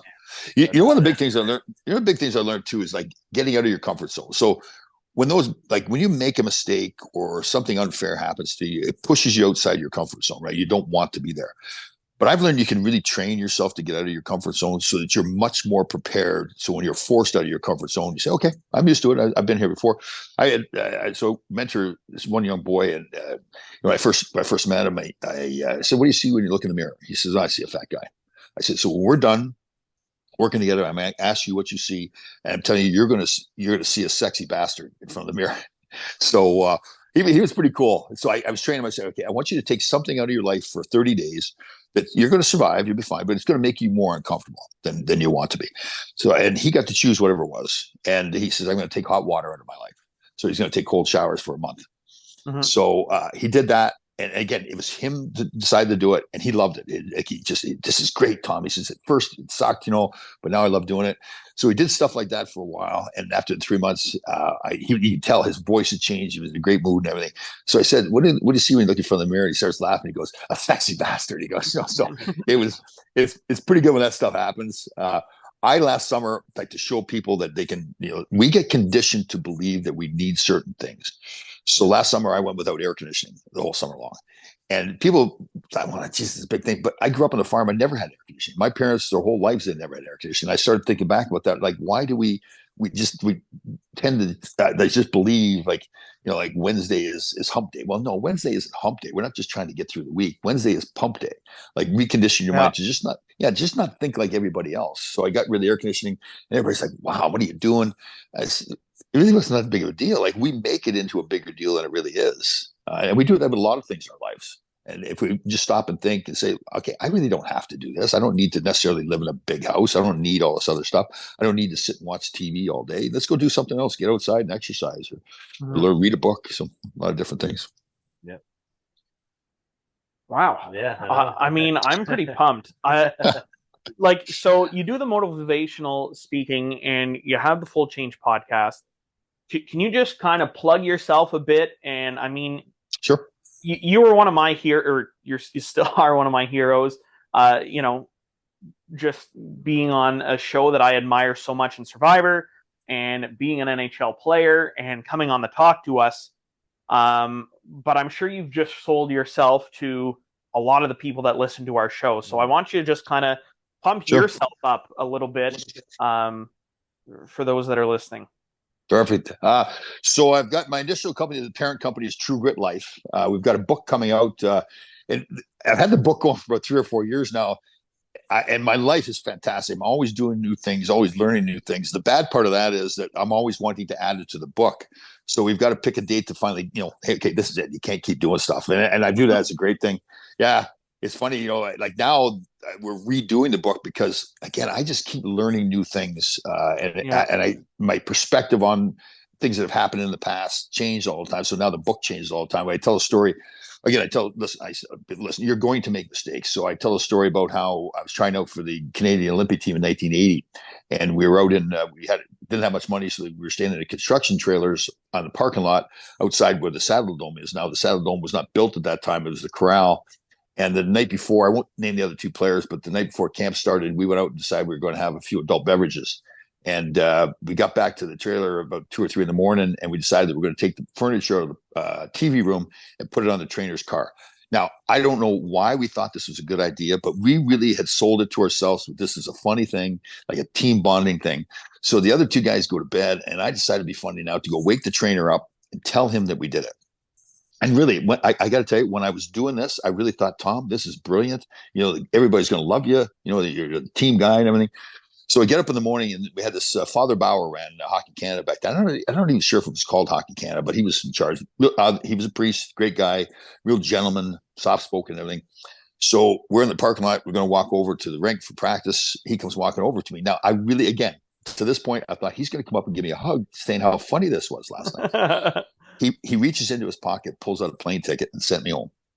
So I was cut from the team. That point, yeah. I had given them everything they wanted to set the precedent with everybody else. This is how we are not going to do it. So they sent me home to prove a point. And so now I've got to go back. I really thought I was going to make the team, and I really think I was going to make the team. So now I have to go back. It was my senior year of college. I have to go back to college. I have to go back to my parents and explain to them that I did not make the team, and here's why I didn't make the team. So I didn't tell that story for years and it was embarrassing. So I finally told it to put it in the book. But what happened for me was people talk about learning lessons. I don't know if I learned a lesson as much as I said. When I went back to college, I was obsessed. We had a good team. My first year of college was the first year they had a team there. So going in our senior year, we were, I don't even know if we were nationally ranked, but now I thought to myself, okay, my dream is playing the NHL. I've been drafted by the Rangers. What are they going to think of me? Like I'm some kind of an idiot. So I just went back obsessed.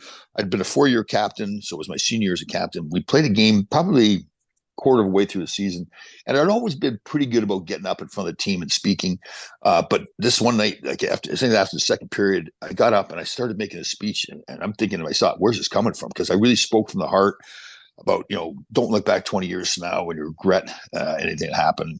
And some of the seniors, it was really a teary moment. And the guys were crying because realizing, okay, this is it, guys. We've got this one last chance, this one last season to do something. And it's funny, we were losing the game, so we make this big speech. We're all fired up in the locker room. We go out, we get scored on right away. They scored against us. So we end up winning the game, and then we went on a 20-game winning streak.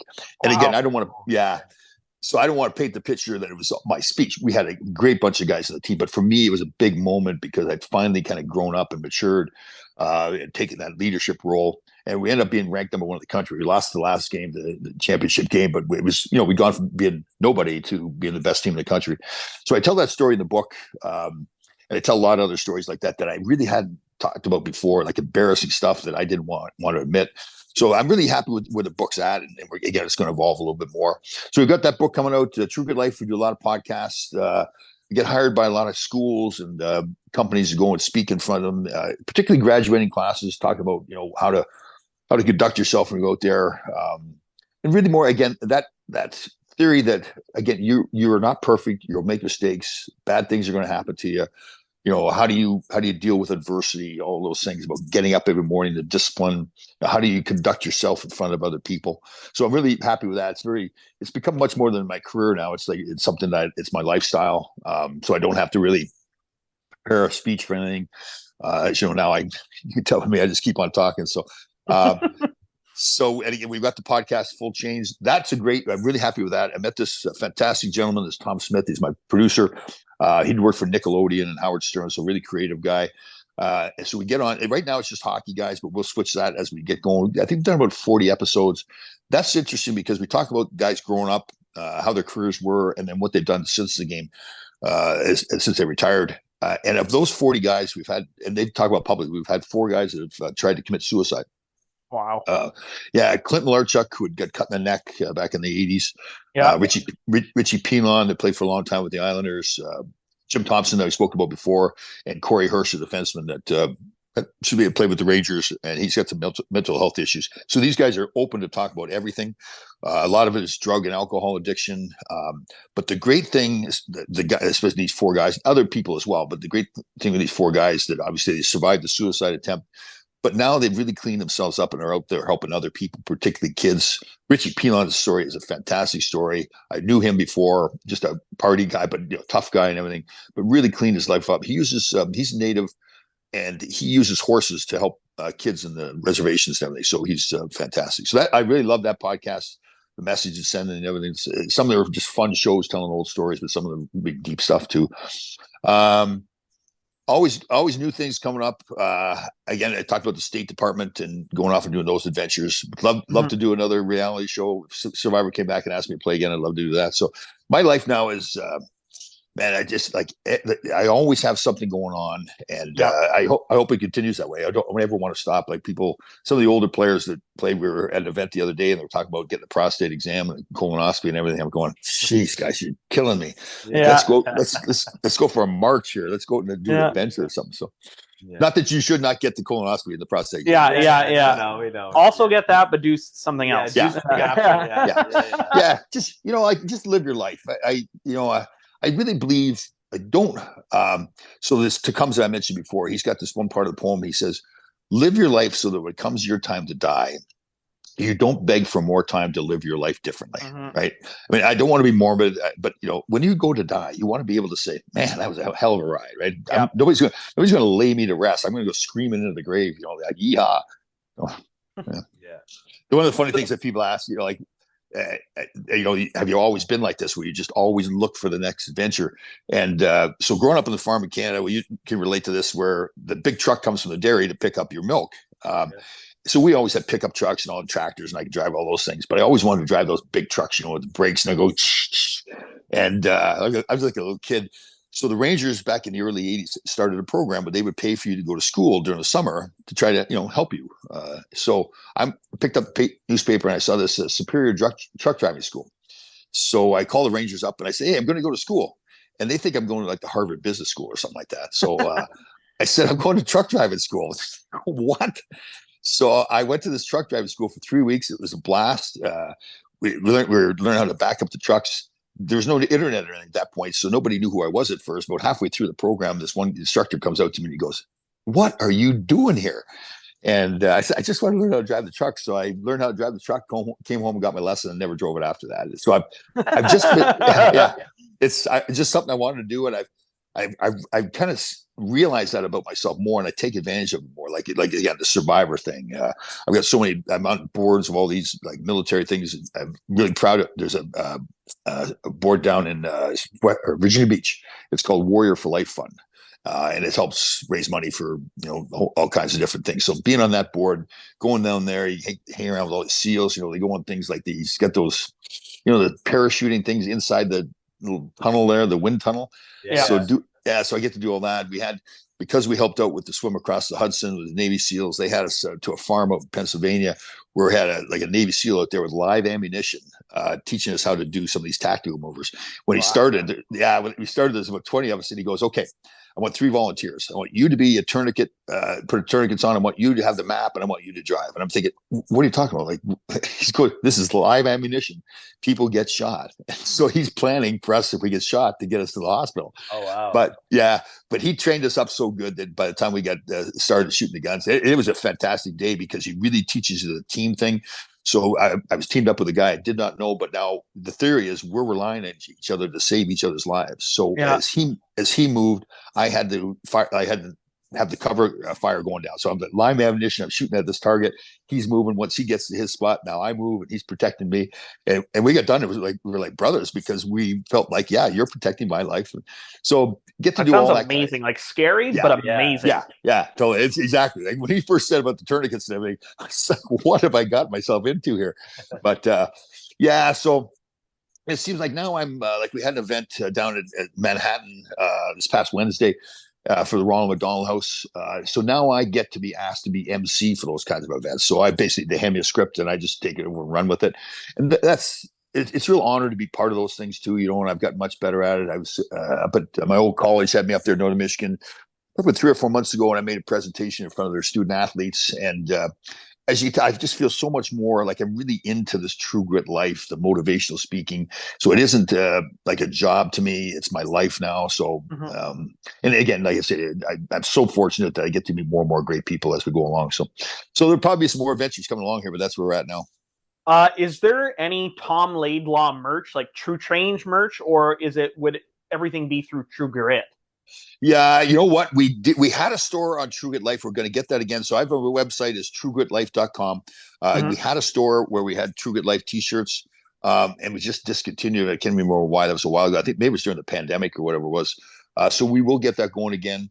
Again, so truegritlife.com is the website. I'm on Instagram at Real Tom Laidlaw, REAL Tom Laidlaw, and then at Facebook, Tom Laidlaw. So you can always, I encourage people to, we do a lot of things in the mental health world. And we had a lot of like some sad stories where people have reached out to me. They were suicidal, and we're able to, like, I'm really careful what I say to people. Listen, I'm here for you. I am not trained in that stuff. So I would steer you to this mental health hotline here in the US. It's 988. But I think it's important with a lot of these people, it's more just reassuring them that there's people that are there for them, that they feel lonely sometimes and everything. And again, we really encourage other people. I know it's hard sometimes, but you're walking down the street, you see somebody, they don't look right. Go up and ask them how you doing, or say something nice to somebody. Or it's amazing what you can do by just being nice to somebody else. And again, the big thing is you're going to be helping them, but you will see over time, the more you do that, the more you help other people, things will start coming back your way that you never would have expected. So, no, just great philosophies, and just like I said, you were my hero before coming on this, and just I hold you to even such a higher regard. Speaking to you the last bit. Okay, I appreciate it. Thank you very much. It means a lot to me. It really does mean a lot to me. I was doing this stuff for a while and really wasn't interacting with people. And I went to an event with the Rangers before the pandemic started. It was down in Manhattan, and this gentleman came up to me, similar to you, and he started hugging me.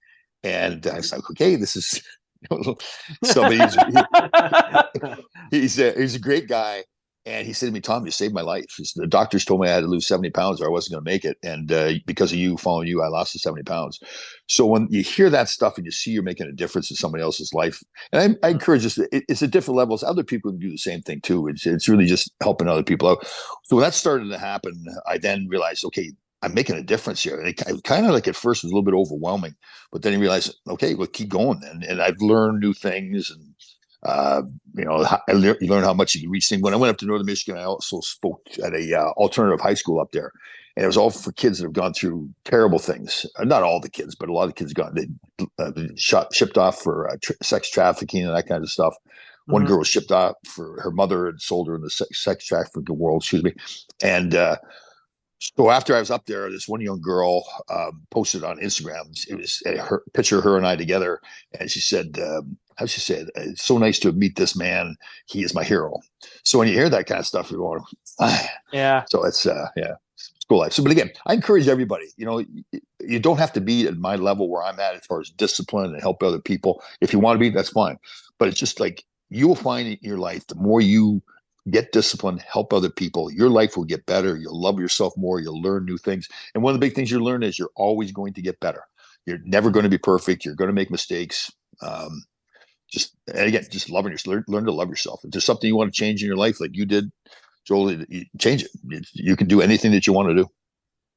Well, that is motivation enough for me. I'll be going to the gym for 6 hours after this. There you go. There you go. We'll move on to the playoffs that are going on right now. I know from following you on socials, you've been keeping an eye on the Rangers playoffs. They're up 2-1 right now over the Devils. Who do you have coming out of the East?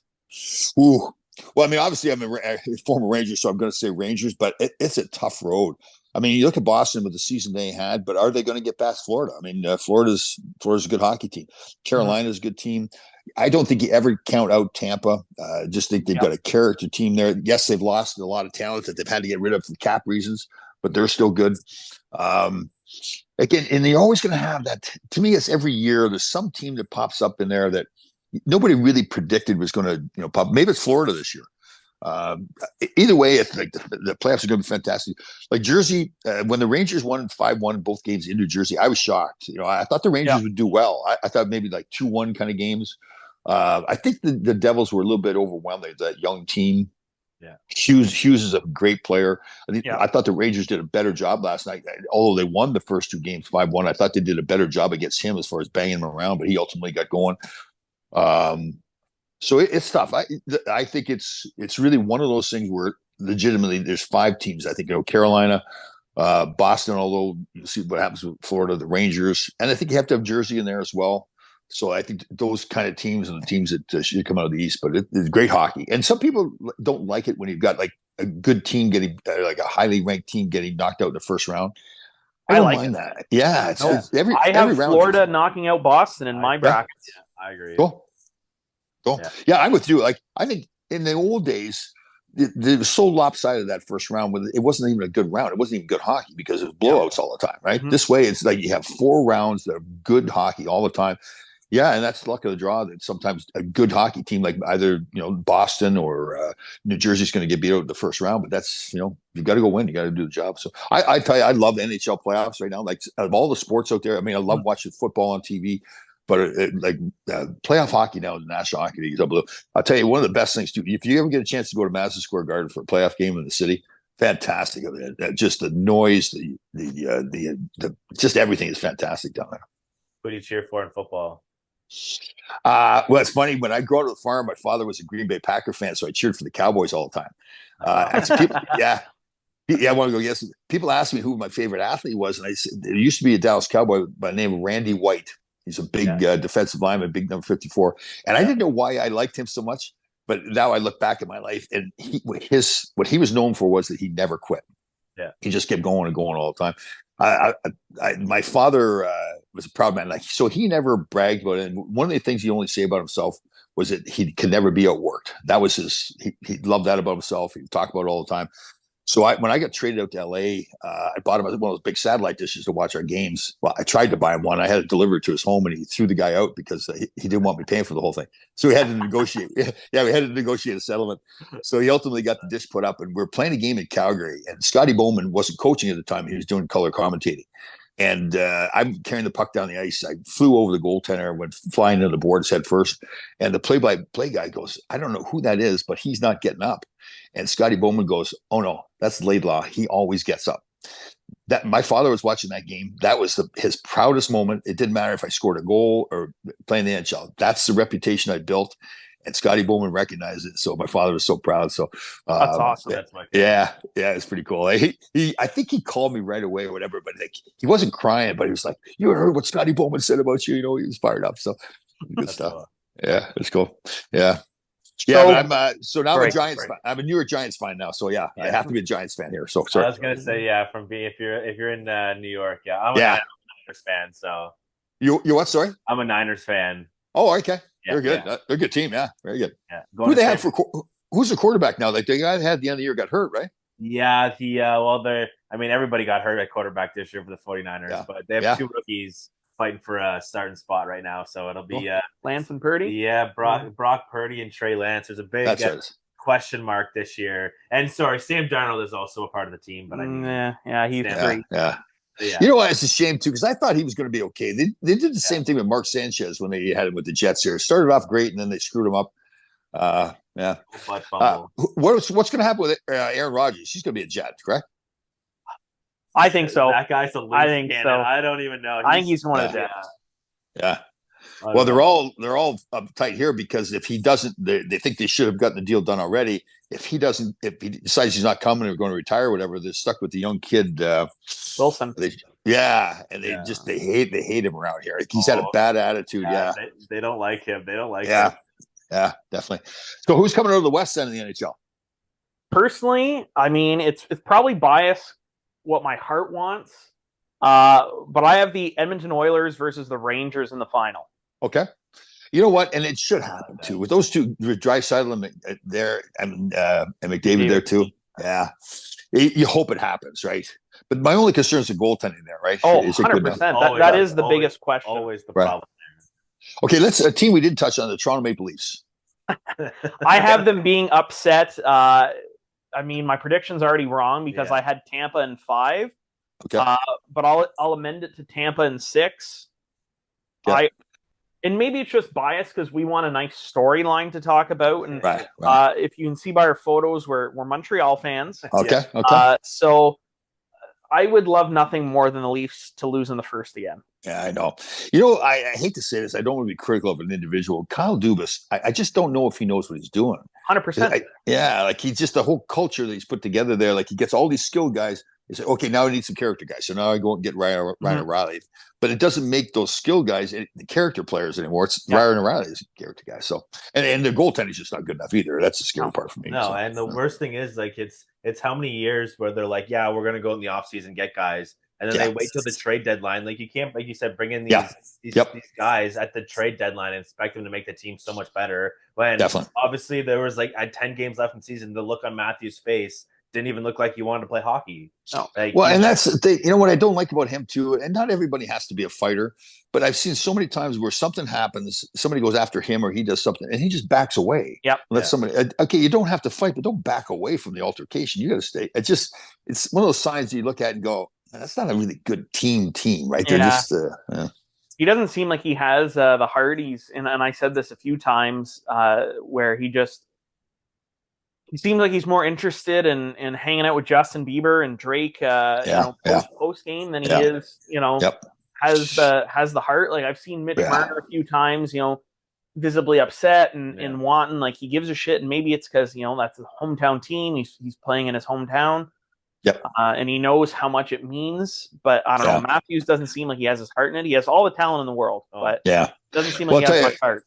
So when I was playing when Mario Lemieux started, and when he started, obviously his skill level was unbelievable. And I don't think he was wrapped up in like the Justin Bieber kind of stuff, but he really wasn't that great of a competitor at first. Like you could take him to the boards and hold him against the boards and he wouldn't fight back. once he got to play like in Canada Cups, Gretzky and Messier and all those guys, he started to become a different player. Like he saw the level he could take himself to.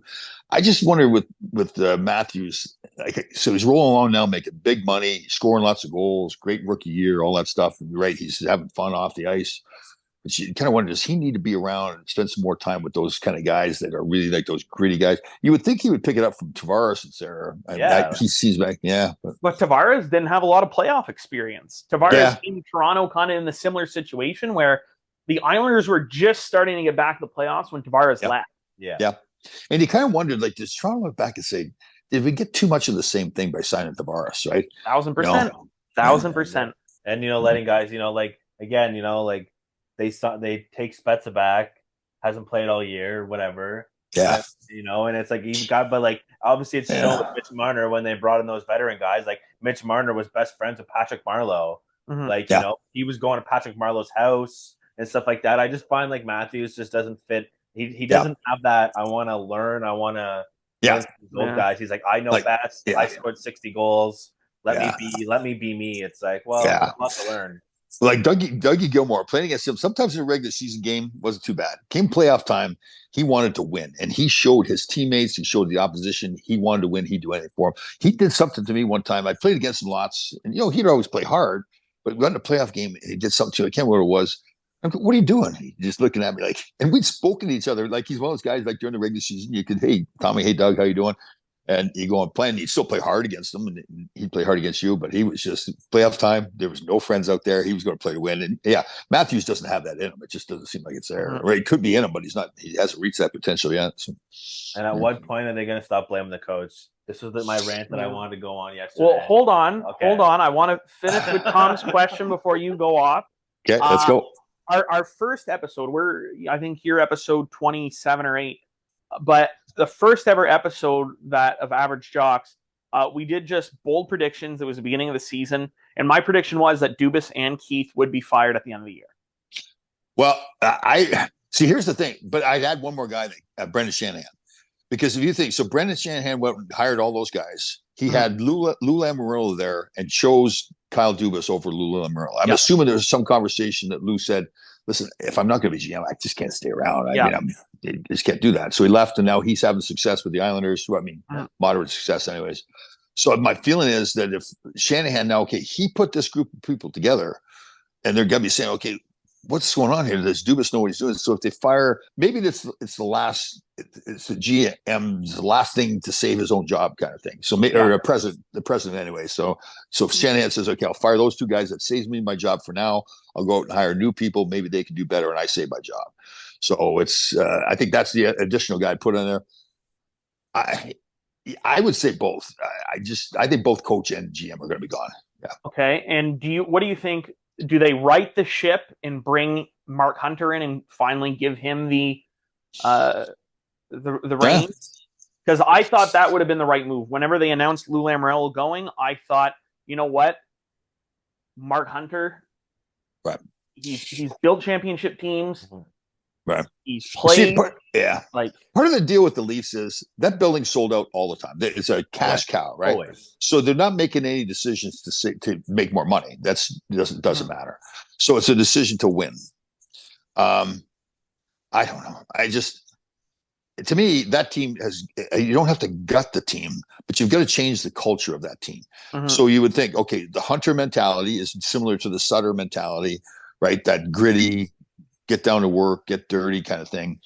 So you would think based on the success that they had in London and everything, the Hunter brothers, then they could do the same thing with the Leafs. But the thing is, it's not going to happen overnight too, because again, that culture has to get changed. Mm-hmm.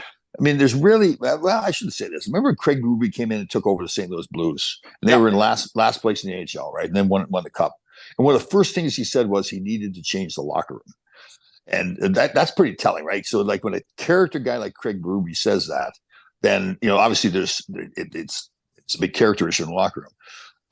I would think that the Hunters would be the same way. They want that team atmosphere. So it'd be interesting to see if that happened. It'd be interesting to see what happens. I mean, do they trade Matthews? Because he was smart, right? Didn't he sign like a 5-year contract? Yeah, he's done at the end of next season. He's done, right? So, and that's a smart move by him. Like, I guess it's great to get that big long-term contract like McDavid did, but he probably cost himself some money because the cap's going to continue to go up like he did what Matthews did. Now you're a free agent of much, yeah. So that's the thing. Do you want to let him get the free agency and not have him sign and lose him for nothing? I mean, that may be the thing. If they lose here in the first round, do they make the decision to entertain trading him this summer instead of getting themselves to the point where they lose him? I would. Yeah, I think so. I think that's the best bet. Get something. But I've also not played in the show, Tom. Like I mean, they always say Gretzky was traded. Anybody can get traded. But do you think, just from again having played and kind of knowing the business a little more than us, do you think that that's a realistic way to look at it? That well, yeah. Well, if I'm GM, okay, I'm saying, listen, I got all this top end talent here. There's probably their lineup as talent as anybody in the National Hockey League, but we lose in the first round. So what is now? You look at the GM and say, well, yeah, well, part of the reason is you didn't get us good enough goaltending. Now, was there goaltending available out there? In fairness, there's how many Shesterkins or Vasilevskis are there? So I would just say, listen, okay, where are we going with this team the way it's currently put together? And we add the fact that at the end of next season, Matthews is an unrestricted free agent. We lose him for nothing. For me, I'm looking at saying, okay, I need to change. If Mark Hunter, let's say, for sure, I'm coming in. See, it's easier for Mark Hunter to come in and make these kind of changes because he didn't draft these players. He didn't build this group of players together. So he can come in and say, okay, listen, it was poorly constructed. So I'm going to trade Matthews. I'm going to get a ton for him. I'm going to change the culture of our hockey team. That's what needs to happen. And again, he's going to have the luxury of, there's no pressure little pressure from the ownership because it's not costing them money. They're sold out all the time. They're always going to make their dough. The pressure is to win. So, okay, now he's making these moves. So it buys him some time now to win there. And I think the Hunters are those kind of guys where I don't think the pressure is going to is something that bothers them too much, the pressure of being in Toronto. It's just they want to win. They want to win, and that's it. So, I mean, I would really look at, if they lose in the first round again, or even if they win the first round and lose in the second round, I'm still thinking to myself, the culture in this team is just not right. We need to make major changes here.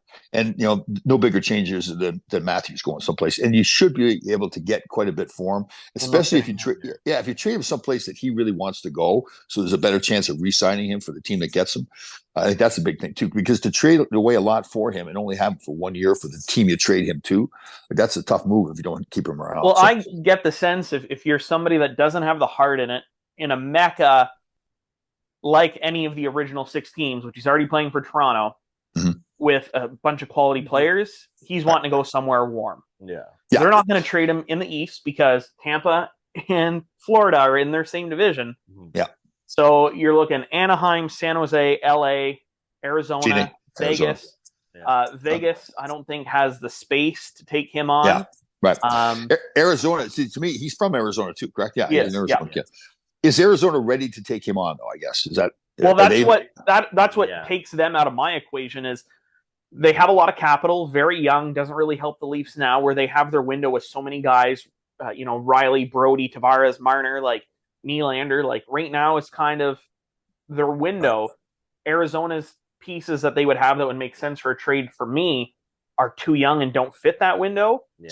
Right. So then you're looking Anaheim. Okay, do you ship Matthews to Anaheim? You're looking at maybe a Zegras, a Drysdale, potentially Connor Bedard. That conversation starts. Yeah. See, to me, if I'm going to make that move, if I'm Mark Hunter, I'm saying, well, I'm Tom Laidlaw. I'm GM of the Toronto Maple Leafs. Right. I'm trading away. I say I'm going to make the decision to trade away Matthews. So what are you saying then? Well, Matthews is the leader of this team. He's going to be free agent at the end of the year. We don't want to lose him for nothing. That's the first thing. Yeah. The culture in the locker room is not what we need to win a Stanley Cup. He's a big part of that culture because of what he is. And it doesn't appear like we're talking, and everybody else probably sees it too, that this guy really wants to be a competitor and win. He's enjoying life, making lots of money. Still a great player, scoring lots of goals, but he doesn't seem to be that guy that really wants to win. It's not a priority to him. So if I'm doing that, then the players I get back better be players that are the more like culture building teams. Like is Zegras that kind of player, skilled player? So I don't think he has the heart. No, right? I think he's the same type of player as Matthews. Yeah, exactly. Yeah. So they don't make that move, right? It's either got to be And maybe it becomes more of a 3-team deal to get the players you want, right? That's a bigger thing now in the National Hockey League. So, like, again, you're saying to the fans, all right, we need to change the culture. I better get the right players that help change that culture. They did that with Ryan O'Reilly, but we talked about that before. You can't have a bunch of guys that are not character players and then bring in a character player thinking he's going to change the team around. It just doesn't work that way. And halfway through the season too, like well, more than halfway. Yeah, well, 3/4. And then he got hurt, and he was out for 2.5 weeks or whatever it was. So like, yeah. Yep, I agree. No, it's fun. I mean, I hate being like that because Kyle Dubas is a human being. I don't want to see somebody get fired, but that's the business, right? Especially in a city like Toronto, if you're not going to win, you got to make changes. Yeah, shit or get off the pot. Yeah, there you go. There you go. But you didn't answer the question. Who do you have coming out of the West? I'm not a Jack Eichel guy at all. I don't like his attitude, and it's just from a distance. He just seems the comments he made the first time they went into Buffalo, and the Buffalo fans booed him. Those kind of comments. I don't like that at all. The way he handled himself, he doesn't seem like a team guy. Super talented player. There's no question about it. But I do like their team. I like the way they're constructed. They seem to be more of a like Stone. I like a lot. The character, that kind of character player like him. But you're right. I look at Edmonton and I go, wow. I mean, if their goaltending is good enough, if it holds up, it seems like they've got enough with Draisaitl and McDavid there to come out of there. Colorado, I love Nathan McKinnon. I think he's a fan, and Makar, obviously, there's no question. Landeskog's out. He's still out though, right? He's done. Yeah, he's not coming back. Is Makar still hurt too, or is he back? No, Makar is back, but Landeskog is out for the entire playoff. Right. See, I love the way McKinnon plays. I know McDavid's by far, the best player in the National Hockey, but McKinnon, the way he plays, like he's a power forward where he can skate and everything. So anybody that's got him, I give them a chance. And Makar on the back end. I do think their goaltending is better with Georgiev. He was a good backup here with the Rangers, so I think they're better. So I guess I got those 3 teams, right? So Vegas, Edmonton, and Colorado. Colorado's defending champs. They've done it before, but again, they've lost. So Landeskog is out, and Kadri's not on the lineup that they had last year, right? So he's gone. So those are 2 pretty gritty, playoff kind of players that are gone. I guess I'd have to go with Edmonton, really. Again, and we're just hoping that their goaltending holds up. So do you have the same Stanley Cup matchup I had, Edmonton Rangers? I think as we've gone through the process, that's what we had, yeah. All right. Yeah. So who, I'm not going to say who would you want. I'm assuming the Rangers is that obvious choice, but who do you think out of those 2 would be your Stanley Cup champion? Well, it would be a fantastic series. I don't think a lot of people understand, and maybe you guys do. Shesterkin is all world. Like when he's on his game, he's my favorite goaltender. Once Carey Price went down by far. Yeah. That's a good comparison too. Carey Price was a similar kind of player. Not only does he stop the puck, but he does it in a way where the team is just so confident in him. So the Rangers always have the knock now that they give up so many good offensive opportunities. That's the way they are designed. They don't want to give up the chances, but they want to create chances. So it'll be run and gun. Like if those two teams play each other with McDavid and Draisaitl there, the up and down hockey will be incredible. The difference will be the goaltending in Shesterkin. If he can play his game, if he does for if it's 7 games and he plays his game for 7 games, then the Rangers win. So I also have the Rangers winning. I would love to see Edmonton win. Yeah. Yep. But it would have to be on McDavid and Draisaitl's will and not so much relying on anybody else. So it would have to be a shootout. Yeah. And that's what I think. Those guys will be unstoppable. There's no question about it. It's just that Shesterkin, it shouldn't be unstoppable. He will be the only thing will stop those 2 guys. Yeah, 100%. And I give the edge to the Rangers D as well. Trouba, Lindgren, Fox, and D'Angelo. Sorry, Keandre Miller. Just fantastic top 4. Yeah, they really are. It's interesting. I didn't know this. Keandre Miller's only been playing defense for 5 years. He's played hockey for a long time, but he just switched to defense 5 years ago. Really? That's impressive. Okay. Yeah, he's had some turnover issues in his first few games with the Devils, and that's why I was listening to NHL Network on Sirius Radio, and they brought that up that he'd only played those 5 years. So it kind of shows some of those turnovers. But he's an incredible athlete. He's a big man. He's a competitor. So you kind of live with some of his turnovers, and there are turnovers that are really fixable pretty quickly too. Like he tries to force. It was 5-0. I think one game he tried to force it through the middle of the ice. Interesting. Yeah. Yeah. All right. So I'm going to ask you a couple non-hockey related questions before we let you go. Well, actually, the first one is hockey related. So, Tom, you played many years in the NHL. You've watched. You don't have to stick to your playing days. You can pick any generation. Your ideal defense partner and a goaltender you would want to play in front of. Without question, Larry Robinson as my defense partner. I played with him in LA, and we got in the ice a couple of times together. Just a fantastic person, like a little kid playing the game. He loved playing, and what I loved about him is he would, he tried that pass up the middle of the ice, come in his own zone, and get picked off, and he'd go and score. He would do the same thing all over again. He had total confidence in himself. He'd hit, he'd fight, he'd score goals, power play, penalty kill, no question. Him. Favorite goalie I'd want to play for? Wow, that was a lot of them. Martin Brodeur. I got to know him a little bit. As much as his skill and his ability, his attitude, he just was like this positive guy, didn't get down on his teammates at all. And I think that's just such a big part of it. So, like Henrik Lundqvist is a fantastic goaltender and ton of respect for him, and does a lot of stuff around the area, and I've got to meet him. The one thing I'd be critical of him is like he would really get on his defensemen, like there's his teammates, like yelling at him and everything. I just never liked that. I love this intensity. He wanted to win, and that's why he was doing it. But at those times, when your star player like that, Henrik Lundqvist, and your key player on your team as a goaltender, is kind of losing his mind and yelling at you, especially with young players, it kind of defeats the purpose a little bit. So they didn't like that. So I'd say Brodeur. Yeah, and he wore gloves. That always threw me off. He's too good. He wore white gloves, and I'm always like, what the fuck's this guy doing? Yeah, he's way too good looking too. His hair's too nice. He needs a fucking star or something. Go on Survivor. Sit out there on the beach and Survivor and get dirty. Go 3 days without eating, Henrik, and see how you like that. Yeah, that's right. Yeah, no hairspray. Lose that perfect jaw real quick. Yeah, no hairspray. Yeah. We joke around because Ron Duguay, the former Ranger, is dating Sarah Palin.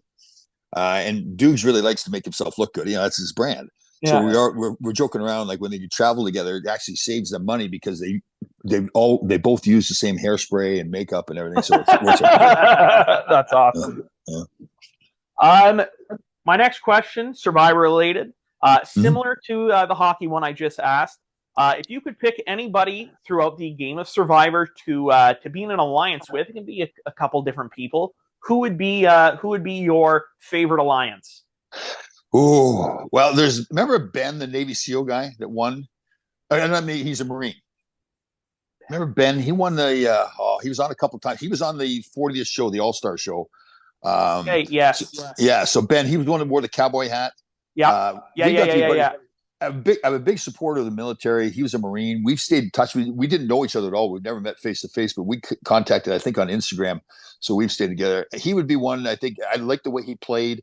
He was the one. He had an alliance going. He kind of screwed it up. He tried to be a dictator, and they turned against him. But he then continued to find idols. He actually stayed up in the middle. Everybody else went to bed. He stayed up in the middle of the night. Yeah. So he was not. The other guy was really good. I got to know a little bit. Was Boston Rob. He's a big hockey. Yeah, he's a big hockey fan. So he was on season 39. He was at Island of the Idols. So I'd never met him until we got to the finale because I didn't go to the Island of the Idols. But he came up to me. He said, "Hey, Big Tom," and I said, "Hey, what's up?" And he really puts on that kind of cocky attitude when he's on the show, but he's really not. He and his wife got 3 kids. Really good family guy. He's a great guy. Yeah. So those 2 guys. You know what? We're gonna try and get Boston Rob on next. I'll have to, cool. Is he on Instagram? You know what? I don't know. I know that Ben is on Instagram. I don't think I've seen Boston. I really never looked for him. He must be on something, Facebook or Instagram. Okay, we'll try and find him. Yeah. So my next question, non-sports related. What is the best nickname you've ever been given? Great question. So when I first turned pro, I think it was somebody wrote an article here in New York. And they said I was a legend in my own time up at Marquette, Michigan, where I went to school. Okay. So the players saw that and obviously they jumped all over that, right? So they go, "Oh, Ledge." So they started calling me Ledge. But most people I know now call me Tommy, whatever. They don't call me the Ledge. If I see somebody, I did a podcast with Eddie Hospodar, for instance, and he goes, "Hey, Ledge." So when people that I know now don't know that nickname and they hear Ledge, they like, "What is Ledge?" Because it came from nowhere. So that probably the best one. Perfect. I like that. All right. And final one, your favorite cheat day meal? Grasshopper. We don't have cheat days. Yeah. I don't believe in it. I think to myself, okay, I love my body. I love myself. I love my mind. I'm going to work so hard to improve all the time. Why am I going to call it a cheat day? I just don't look at food that way. I think that's part of the shift that people look at food as a source of fun or comfort or whatever.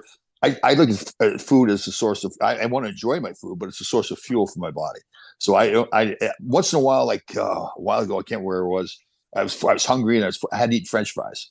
And I ate them. I felt terrible. And it was actually a good thing for me because I've eaten so healthy now that if I put fried food in my body, I just feel awful. So, you know what? That has been my biggest change as well. I was a big, like, pasta, pizza, like fries. Like, I loved the starches. Yep. And I went, the last 2 months really with eating none. Yep. And on the way back from his place, actually last night, the wife's like, pull in there, like, let's get a fry. And I had 2 individual fries and I felt like shit. And I'm just good. Like, nope, that's good. I do not want this. So you've shifted your body now into a clean body. So now you put bad stuff in, it kind of rejects it, right? That's cool. That's a good job. Really good. I know there's a bodybuilder, Jay Cutler. He was massive, and they would eat, I don't know, 8 meals a day when they were going to Olympia, and then now he's not in it. And like at the time, his nutritionist, there was a girl and they ended up getting married and they're still together, and he eats and he's like, I don't like food anymore. He's like, I just eat because it's fuel. And I mean, he was like 350 pounds of just straight muscle. Sure. But I mean, so I'll reword the question then, not a cheat day. Sure. What would be your guilty pleasure meal? Like maybe something that isn't as healthy as the rest of your stuff. Yeah. I would say I view steak is still healthy. You just can't have it that often. I would say, you know what? I would still say a nice cheeseburger. Like maybe take the top bun off. Okay. Just have half the bun. No cheese. Okay, so a cheeseburger. A cheeseburger with no cheese. Yeah. Okay, and is this homemade or do you have a favorite takeout place? All homemade. I make my own. I make my own hummus. I make my own ketchup. I make everything at home. I just realized you can control how much salt and sugar. Like I make my own soups too. Like if you go in a store and you look at the labels on the soup, it's all sodium. There's like 21% of sodium. And once you get going on, like your own ketchup isn't really that big of a deal. So with ketchup, they put that high fructose corn syrup in it, which is terrible for you, but it's a really cheap sweetener. So what I do is I have an air fryer, so I roast up peppers, tomatoes, garlic, saute up the onions and everything. And when you roast everything, it gives you that sweetness. And then for the salty taste, I put capers in. Capers are a fruit. Yeah, capers are a fruit that are actually a really good antioxidant. So you get all the same flavors without using the salt and sugar. So those kind of things. So cheeseburger with no cheese, no top bun. That's right. I was over the bunch of people yesterday. I was with my girlfriend, and her and I eat the same way. So we each ordered a salad, and we ordered a cheeseburger with no bun, and can you cut it in half? And everybody's looking at us like, "You two are weird." Like, yeah. So yeah. Awesome. Well, honestly, Tom, it has been a double whammy of excitement for me with speaking to one of my favorite Survivor players, speaking to an NHL legend, and I just appreciate so much you coming on and talking with us. And you definitely didn't have to do that, but we love it. I've been watching your podcast, and I look forward to seeing where you guys go. And as soon as you guys get some merch in, I'd love to buy some. Perfect. It's great to meet you guys. Thank you for having me on. We'll do it again sometime too. Awesome. Thank you so much, Tom. It has been an absolute pleasure. All right, guys. Great day. Thanks, Tom. Take care. Bye. Bye.